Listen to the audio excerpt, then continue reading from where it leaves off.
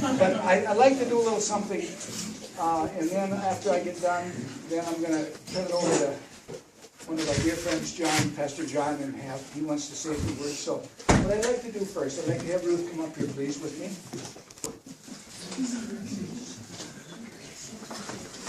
This was not rehearsed. I want to spend about 2 minutes with a little reminisce. Okay? So, honey, I remember back in the fall of 62, we were sitting in my car in front of your folks' house. We'd just been on a date. And I said to you, I said, honey, I'd like to spend the rest of my life with you. And you said to me, you said, is that a proposal? And I said, yes, it is. And then you said something very profound, very prophetic. You said, I will follow you to the ends of the earth. Little did you know.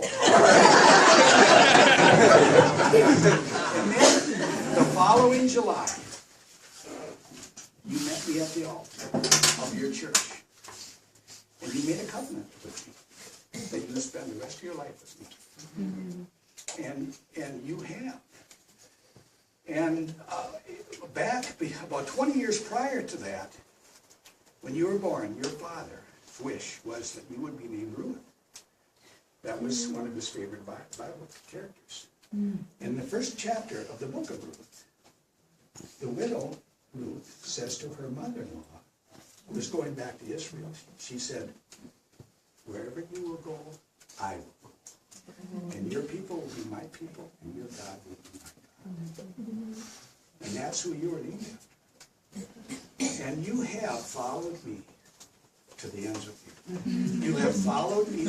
You followed me to the Arctic, where we lived for a year, almost lost both boys from sickness. You followed me to the jungles, where we lived under not better conditions, as you made a promise, for better or worse. This was far from better. You lived in some deplorable conditions because you honored me. It says in the 5th chapter of Ephesians, it says, Paul gives instructions to husbands and wives, and he says to the husband, he says, husbands, love your wives as Christ loved the church and gave himself for it. But he said to the wives, he said, wives, he didn't tell them to love their husbands. He said, honor your husbands. And some renditions are, submit to your husbands.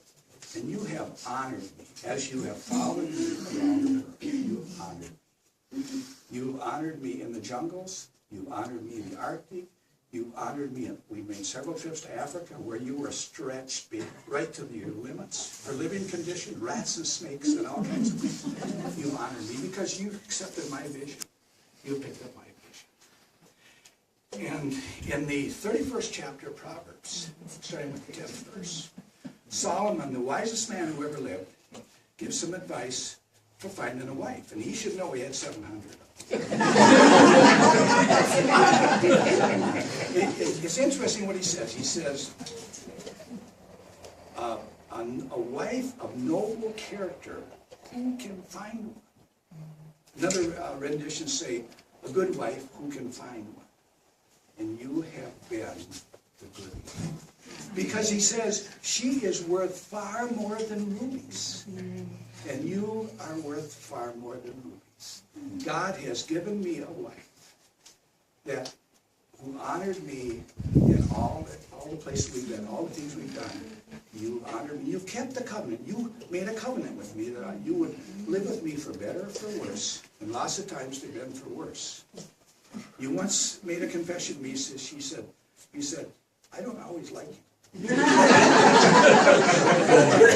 I always love you. And that has kept us going these 50 years. So I'm thanking you for honoring me for 50 years and being my wife.